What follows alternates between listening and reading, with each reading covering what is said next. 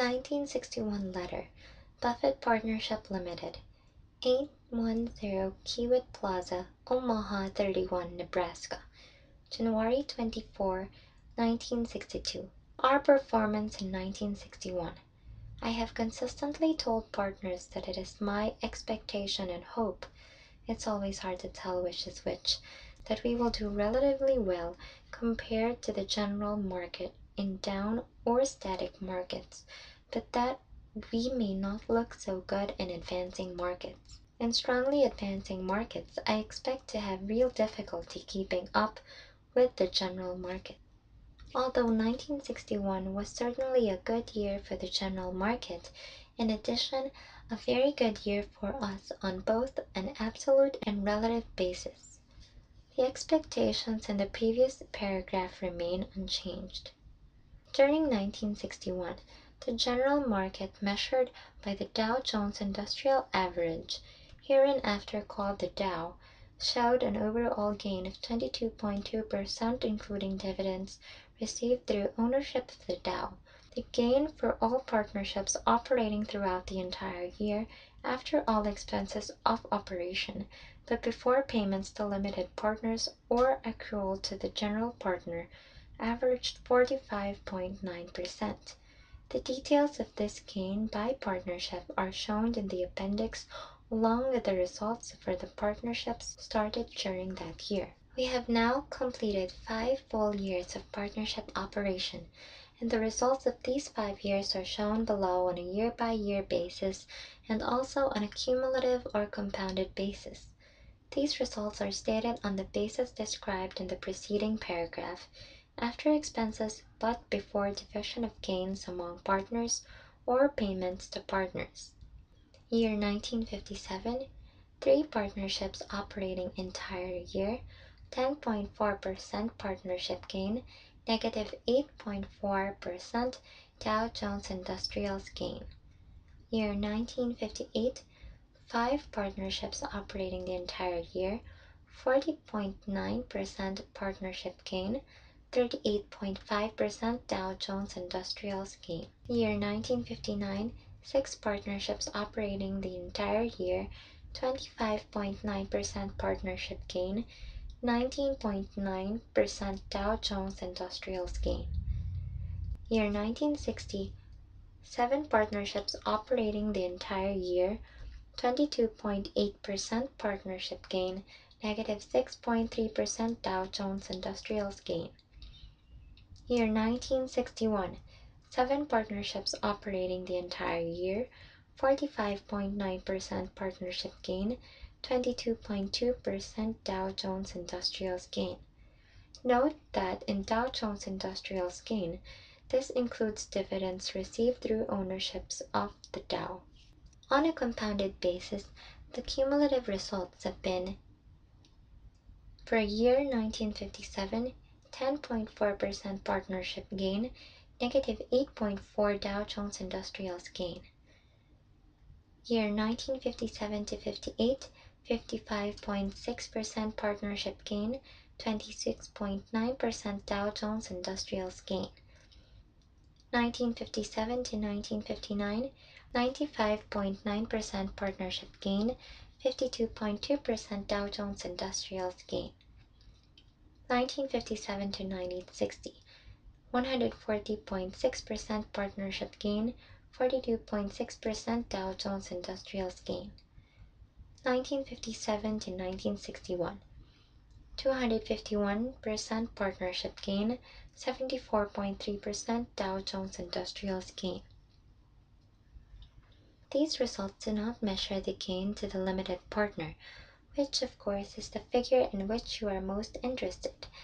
Because of the varying partnership agreements that have existed in the past, I have used the overall net gain, based on market values at the beginning and end of the year, to the partnership as being the fairest measure of overall performance. On a pro forma basis adjusted to the division of gains entailed in our present Buffett Partnership Limited agreement, the results would have been: for year 1957, 9.3% limited partners gain, negative 8.4% Dow gain.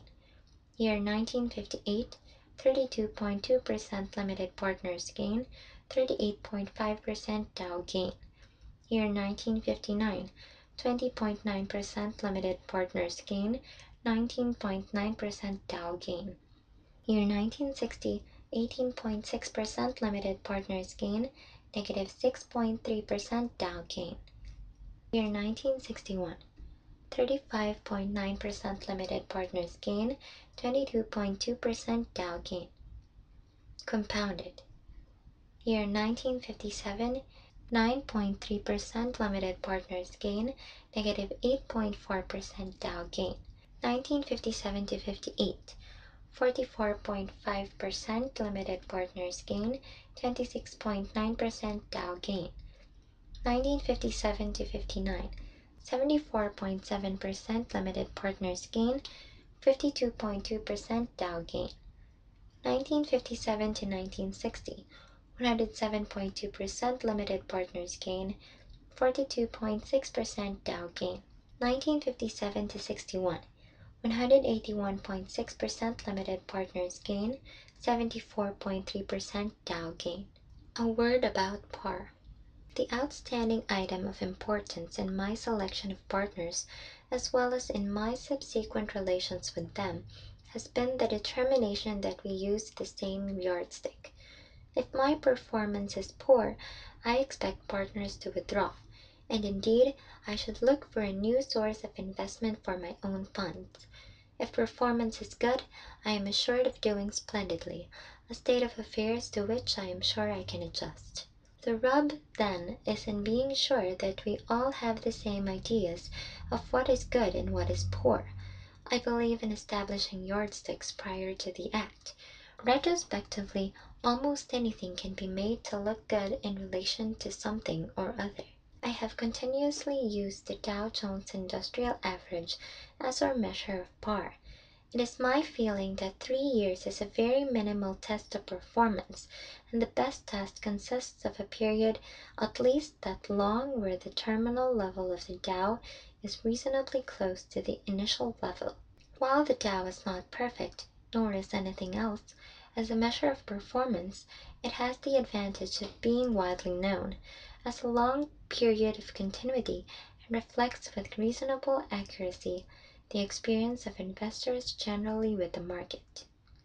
I have no objection to any other method of measurement of general market performance being used, such as other stock market averages, leading diversified mutual stock funds, bank common trust funds, etc. You may feel I have established an unduly short yardstick, and that it perhaps appears quite simple to do better than an unmanaged index of 30 leading common stocks. Actually, this index has generally proven to be a reasonably tough competitor. Arthur Weisenberger's classic book on investment companies lists performance for the 15 years 1946 to 60 for all leading mutual funds. There is presently over $20 billion invested in mutual funds, so the experience of these funds represents, collectively, the experience of many million investors. My own belief, though the figures are not obtainable, is that portfolios of most leading investment council organizations and bank trust departments have achieved results similar to these mutual funds. Weisenberger lists 70 funds in his Charts and Statistics with continuous records since 1946. I have excluded 32 of these funds for various reasons since they were balanced funds, therefore not participating fully in the general market rise, specialized industry funds, etc. Of the 32 excluded, because I felt a comparison would not be fair, 31 did poorer than the Dow, so they were certainly not excluded to slant the conclusions below. Of the remaining 38 mutual funds, whose method of operation I felt was such as to make a comparison with the Dow reasonable, 32 did poorer than the Dow, and 6 did better. The 6 doing better at the end of 1960 had assets of about $1 billion and the 32 doing poorer had assets of about $6 to $500 million. None of the 6 that were superior beat the Dow by more than a few percentage points a year.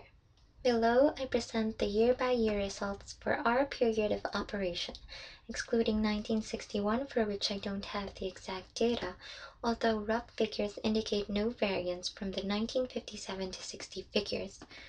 For the 2 largest common stock open-end investment companies, mutual funds, and the 2 largest closed-end investment companies.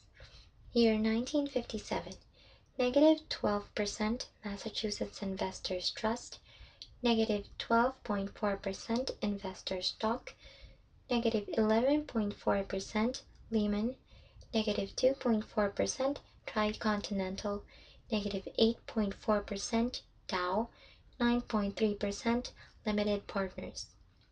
Year 1958, 44.1% Massachusetts Investors Trust, 47.6% Investor Stock, 40.8% Lehman, 33.2% Tricontinental, 38.5% Dow, 32.2% Limited Partners.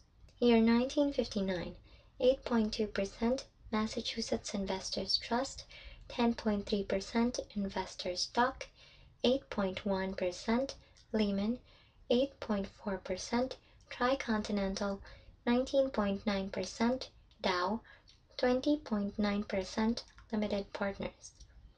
Year 1960, negative 0.9% Massachusetts Investors Trust, negative 0.01% Investor Stock, 2.6% Lehman, 2.8% Tricontinental, negative 6.3% Dow, 18.6% Limited Partners. From Moody's Banks and Finance Manual, 1961. Compounded.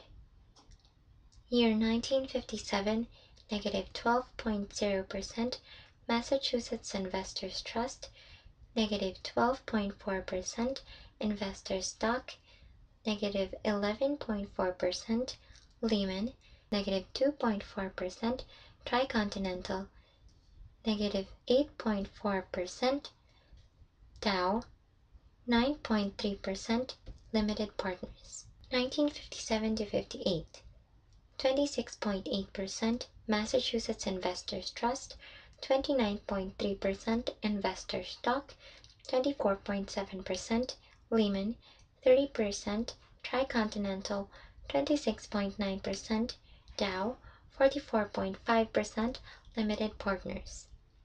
1957 to 59, 37.2% Massachusetts Investors Trust, 42.6% Investor Stock, 34.8% Lehman, 40.9% Tricontinental, 52.2% Dow, 74.7% Limited Partners.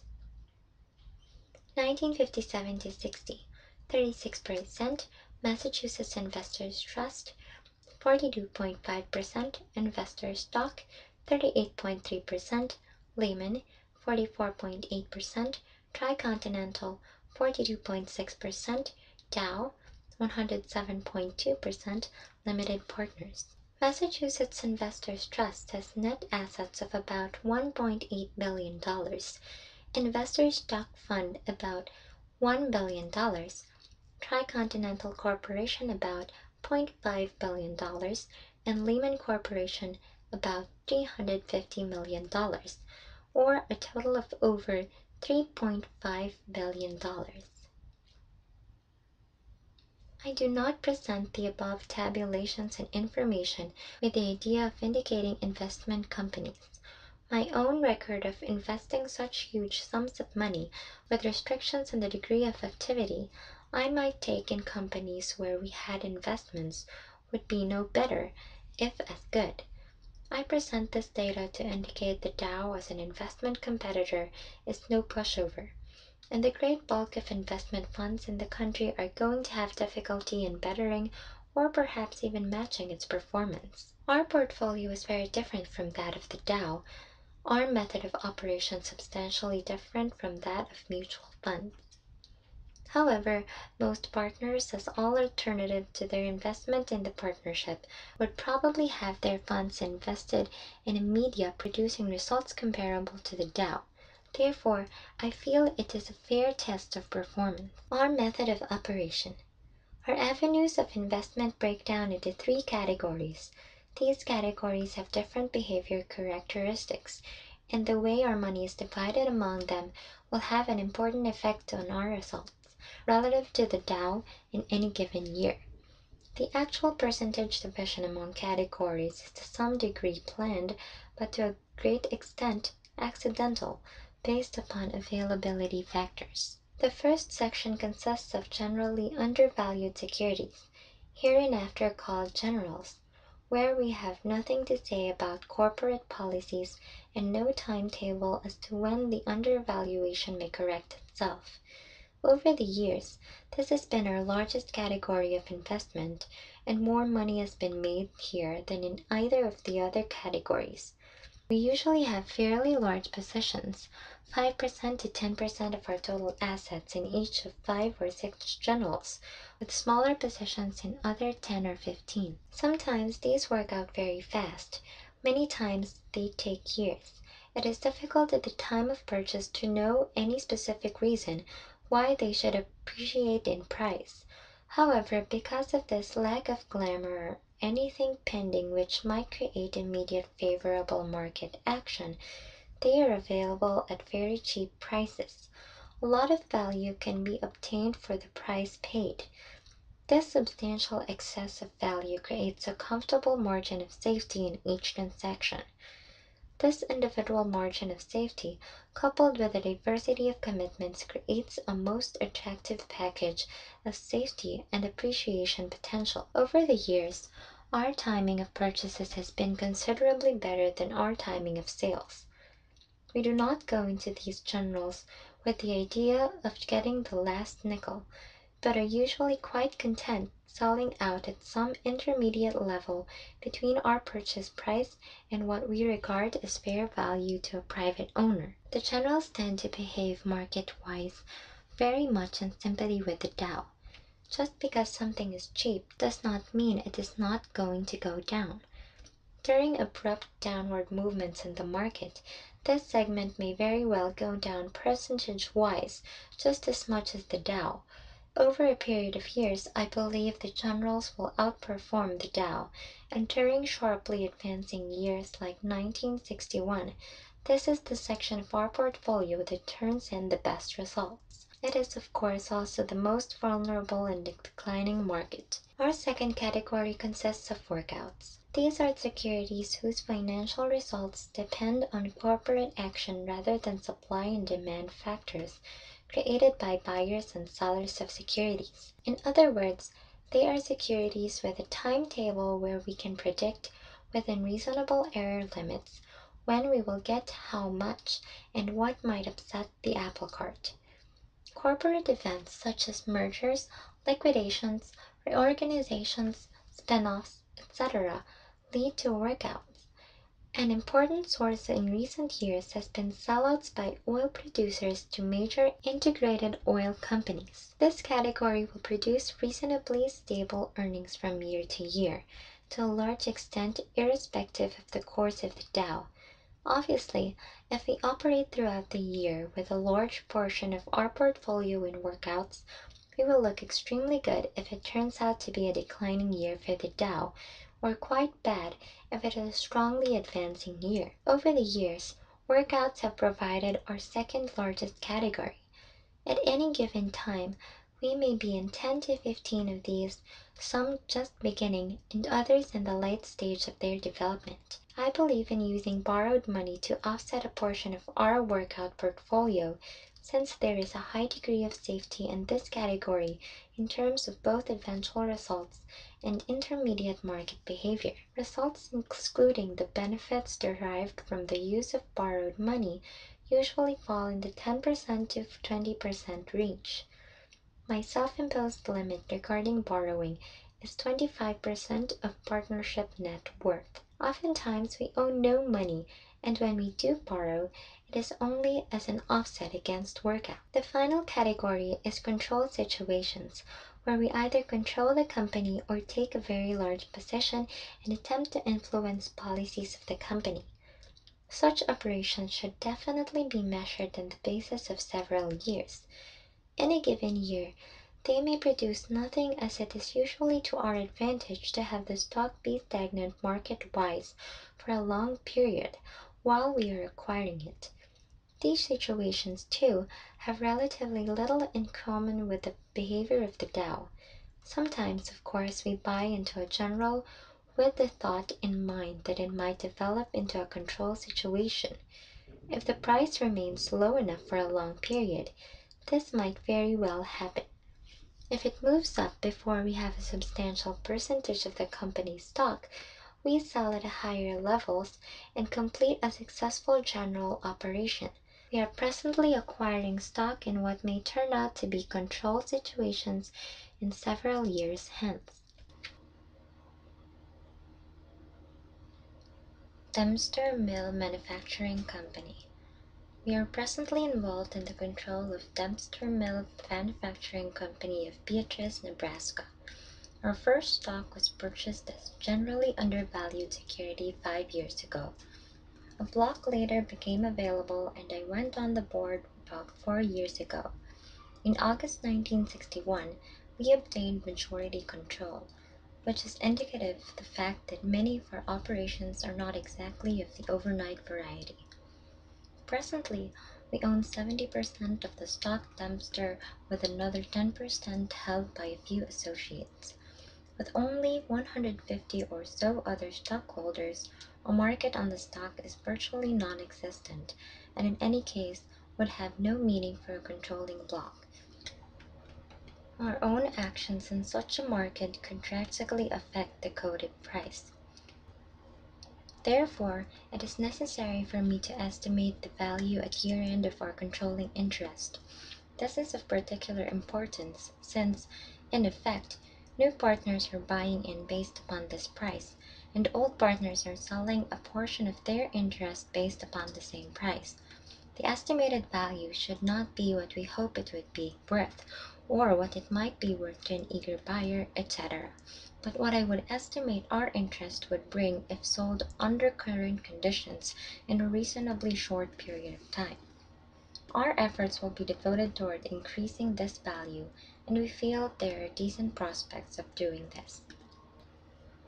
Dempster is a manufacturer of farm implements and water systems with sales in 1961 of about $9 million. Operations have produced only nominal profits in relation to invested capital during recent years.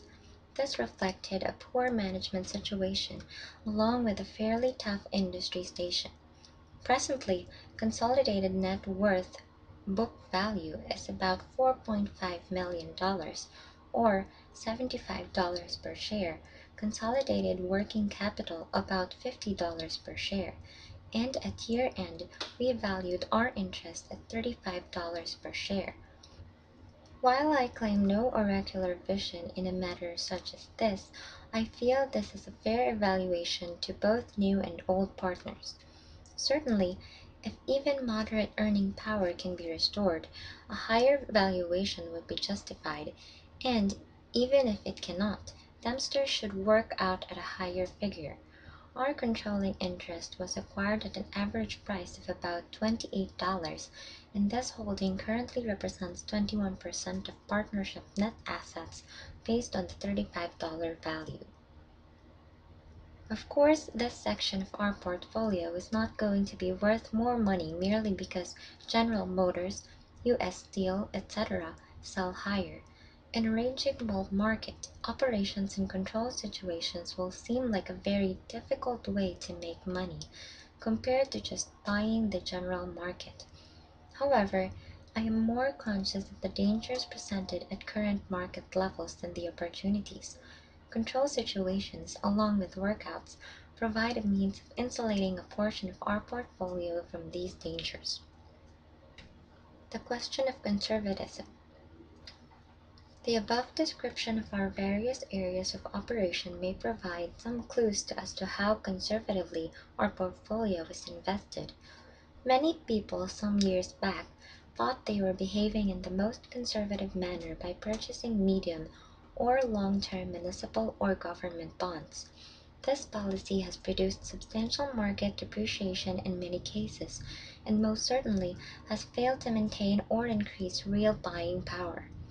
Conscious, perhaps overly conscious, of inflation, many people now feel that they are behaving in a conservative manner by buying blue chip securities almost regardless of price-earning ratios, dividend yields, etc. Without the benefit of hindsight as in the bond example, I feel this course of action is fraught with danger. There is nothing at all conservative, in my opinion, about speculating as to just how high a multiplier a greedy and capricious public will put on earnings. You will not be right simply because a large number of people momentarily agree with you. You will not be right simply because important people agree with you.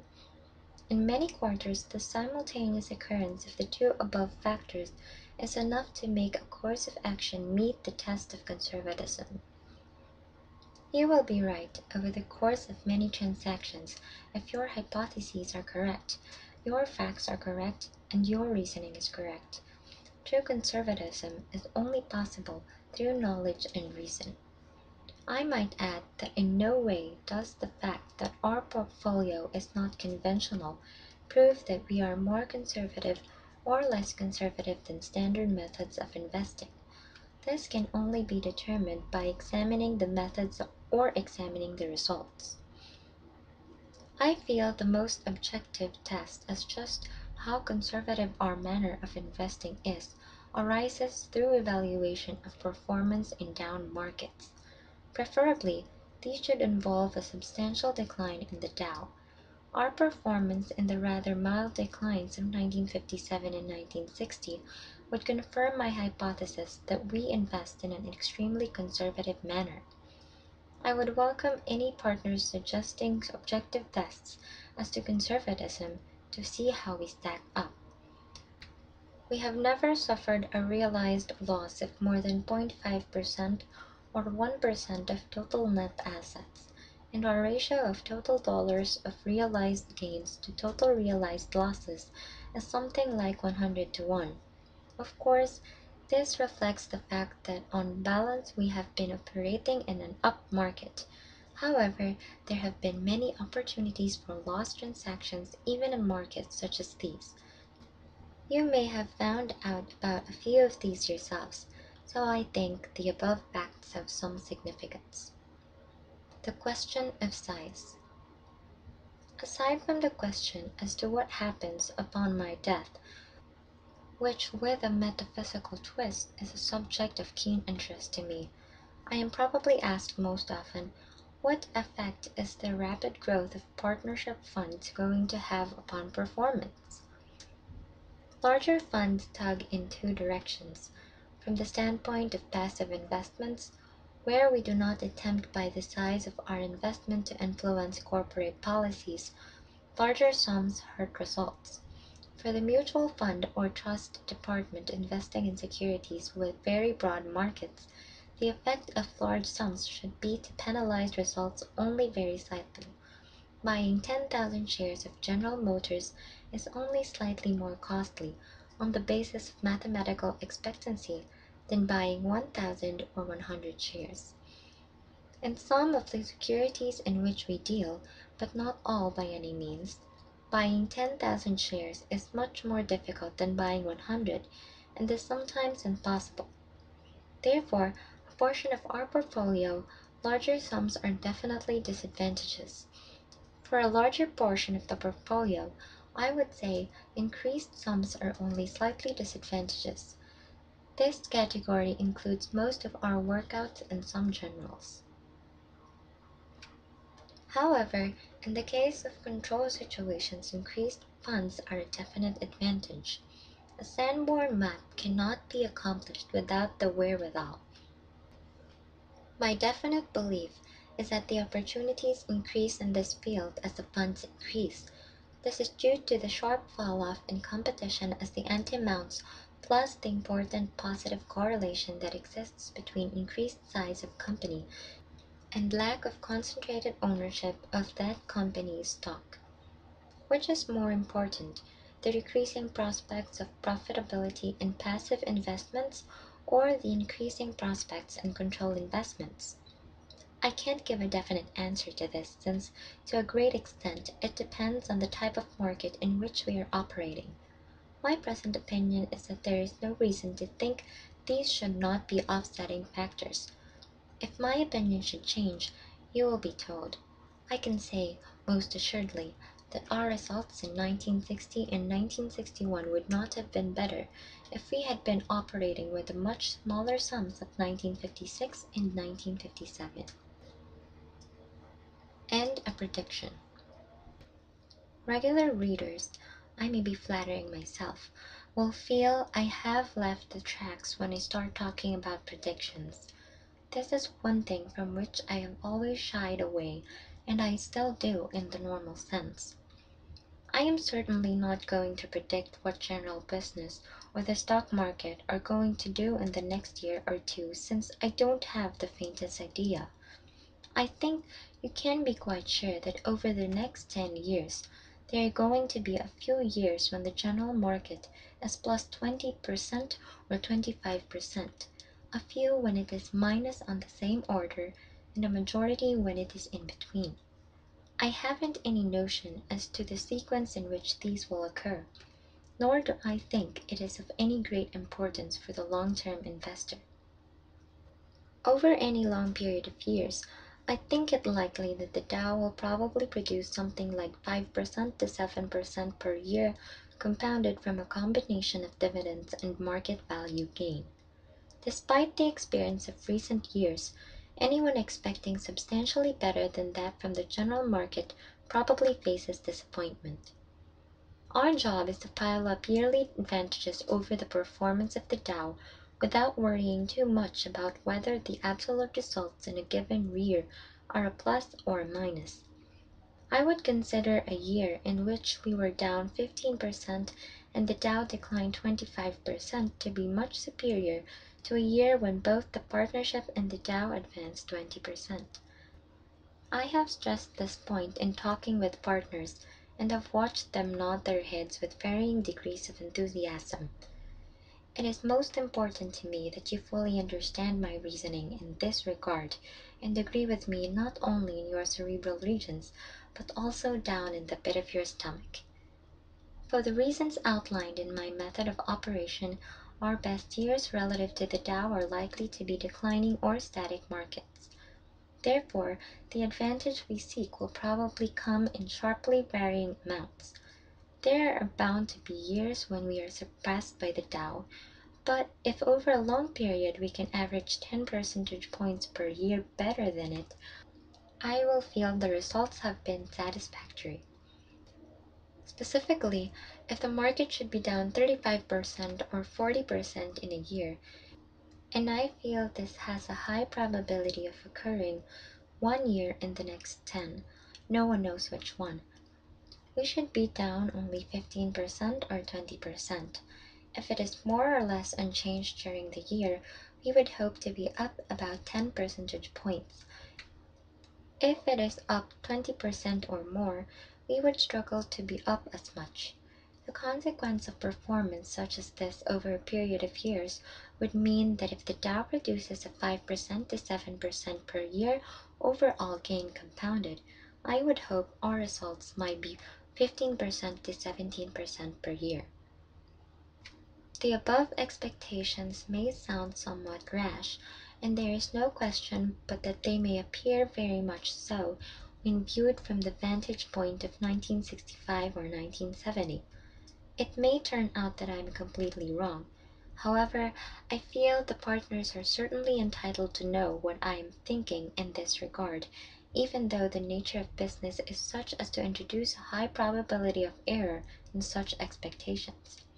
In any one year, the variations may be quite substantial, This happened in 1961, but fortunately the variation was on the pleasant side. They won't all be miscellaneous. We are now installed in an office at 810 Kiewit Plaza with a first-class secretary, Beth Henley, and an associate with considerable experience in my type of securities, Bill Scott. My father is sharing office space with us. He also shares the expenses and doing a brokerage business in securities. None of our brokerage is done through him, so we have no Vicuña Code situation. Overall, I expect our overhead, excluding interest on borrowings and Nebraska intangibles tax, to return less than 0.5% of net assets. We should get our money's worth from this expenditure, and you are most cordially invited to drop in and see how the money is being spent. With over 90 partners and probably 40 or so securities, you can understand that it is quite a welcome relief to me to shake loose from some of the details. We presently have partners residing in locations from California to Vermont, and net assets at the beginning of 1962 amounted to $7,178,500. Susie and I have an interest in the partnership amounting to $1,025,000,000, and other relatives of mine have combined interest totaling $782,600. The minimum for new partners last year was $25,000, but I am giving some thought to increasing it this year. Pete Marwick Mitchell and Company did an excellent job of expediting the audit, providing tax figures much earlier than in the past. They assured me that this performance can be continued. Let me hear from you regarding questions you may have on these aspects of this letter, your audit, status of your partnership interest, etc. that may puzzle you. Cordially, Warren E. Buffett. Appendix: Partnerships operating throughout 1961. Buffett Associates, 486,874.27 January 1, 1961 capital at market, 225,387.80 overall gain in 1961, and 46.3% percentage gain.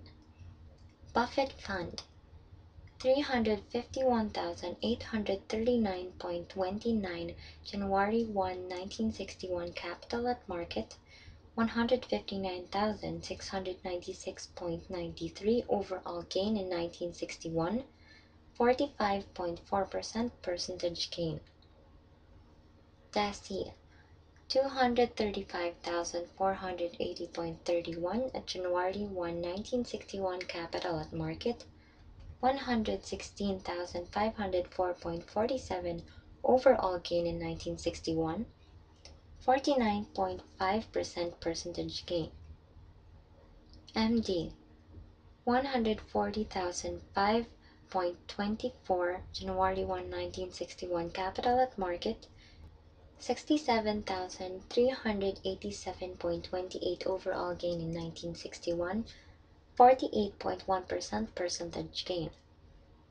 Glenoff, 78,482.70 January 1, 1961 capital at market, 39,693.80 overall gain in 1961, 50.5% percentage gain.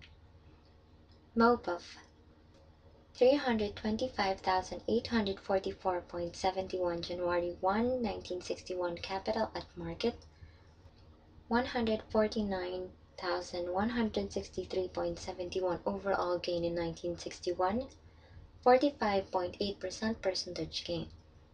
Underwood, 582,256.82 January 1, 1961 capital at market, 149,163.71 overall gain in 1961, 45.8% percentage gain.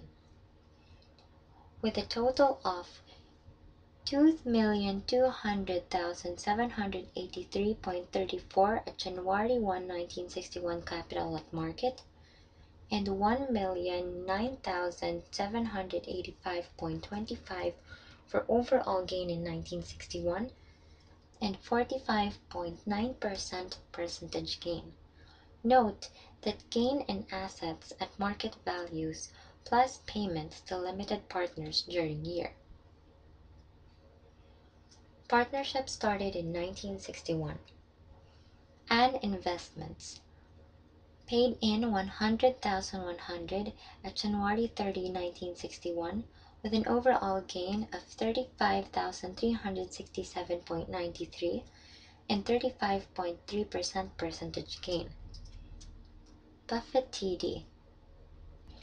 Paid in 250,100 or $200,100 on August 3, 1961, $50,000 on May 31, 1961, with an overall gain of 70,294.08 and 28.1% percentage gain. Buffett Holland paid in 125,100 at May 17, 1961, with an overall gain of 16,703.76 and 13.3% percentage gain.